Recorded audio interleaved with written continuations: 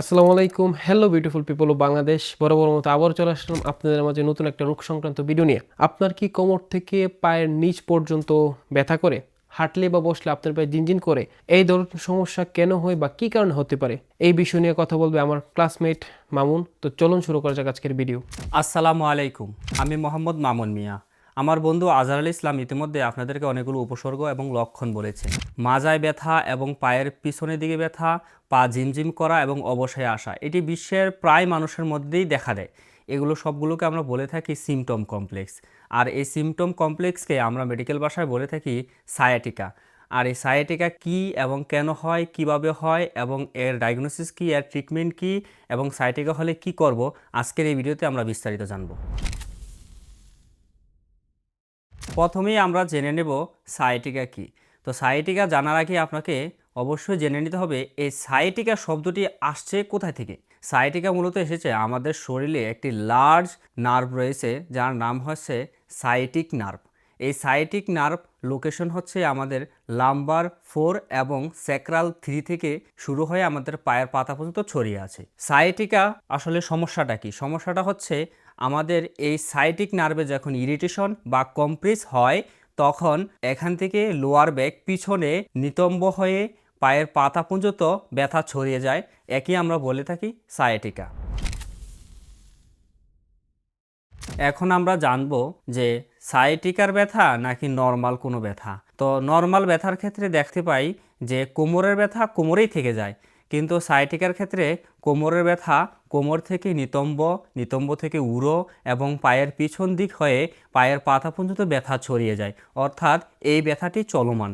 ব্যথার ধরন, তো সায়াটিকার ব্যথা মূলত চলমান আর হচ্ছে শুটিং লাইক এবং ইলেকট্রিক শকের মতো। সাধারণত সাধারণ ব্যথা চাপ দিলে বা টান দিলে ব্যথা করে, কিন্তু সায়াটিকের ব্যথা অলওয়েজ পেইন হতে থাকে এবং এটি শুটিং লাইক ইলেকট্রিক শকের মতো পা ঝিনঝিন করে এবং পা অবশ্যই আসে।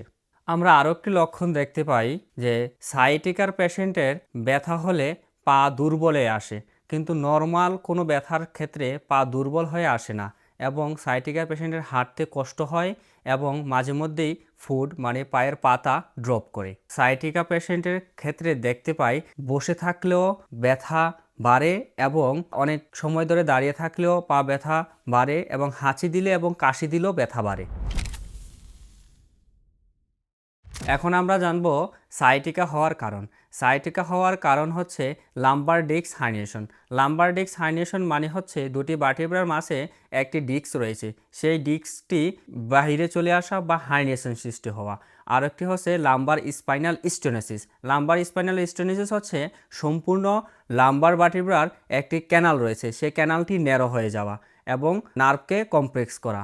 আর একটি কারণ হচ্ছে স্পন্ডাইলোলিস্থিয়াসিস, মানে হচ্ছে যে কোনো একটি ভার্টিব্রা সামনে চলে আসা। পরে আরেকটি কারণ হচ্ছে পেরিফর্মিস সিনড্রোম, নিতম্বের মাংসপেশি এসে নার্ভকে ইরিটেশন বা কমপ্লেক্স করা। আরেকটি হচ্ছে ট্রমা বা অ্যাক্সিডেন্ট, এটি অনেক সময় রোড অ্যাক্সিডেন্টের কারণে হয়ে থাকে বা কোনো আঘাতের কারণে হয়ে থাকে। আরেকটি হচ্ছে লং টাইম সেটিং এবং ওভার ওয়েট। সায়াটিকার উপসর্গ ও লক্ষণ, যাকে আমরা মেডিকেল ভাষায় বলে থাকি sign and symptom. Sign and সিমটমের মধ্যে প্রথম হচ্ছে পেইন এবং pain related to thigh, calf and foot. Pain nature sharp, shooting like electric shock. Other symptom numbness এবং উইকনেস এবং tingling like pain. Dangerous symptom loss of bladder control and loss of bowel control. চলুন এখন জানা যাক diagnosis কিভাবে করা হয়, অর্থাৎ রোগ নির্ণয় কিভাবে করা হয়। এই সায়াটিকা পেশেন্টের আমরা মূলত দুইটি মাধ্যমে রোগ নির্ণয় করে থাকি। একটি হচ্ছে ফিজিক্যাল এক্সামিনেশন আর একটি হচ্ছে ল্যাবরেটরি টেস্ট।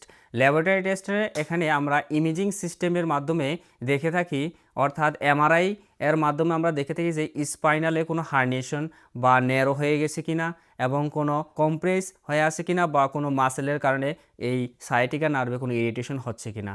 আর ফিজিক্যাল এক্সামিনেশন টেস্টের মাধ্যমে রোগ নির্ণয় করে থাকি মূলত এসএলআর টেস্টের মাধ্যমে। এসএলআর টেস্ট হচ্ছে স্ট্রেট লেগ রেস্ট টেস্ট।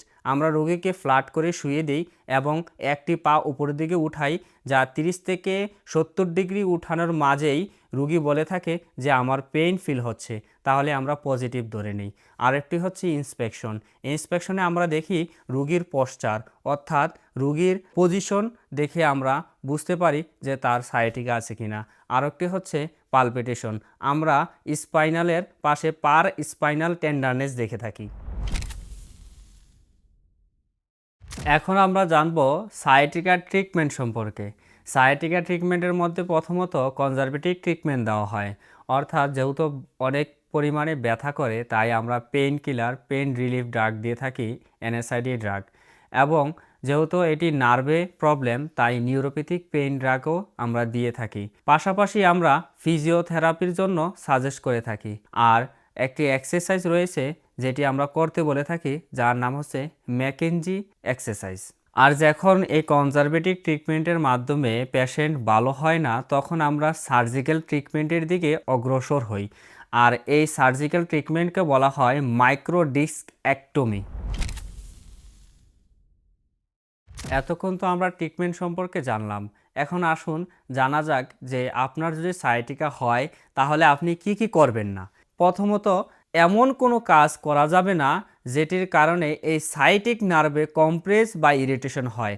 যেমন হঠাৎ ঝুঁকে কাজ করা যাবে না, অনেক বেশি ওজনের জিনিস উঠানো যাবে না, ভুলভাবে ব্যায়াম করা যাবে না এবং দীর্ঘ সময় বসে থাকা যাবে না। আমি একটি সাজেস্ট করব যে আপনারা 30 থেকে 40 মিনিট পর পর বসা থেকে উঠে একটু হাঁটবেন।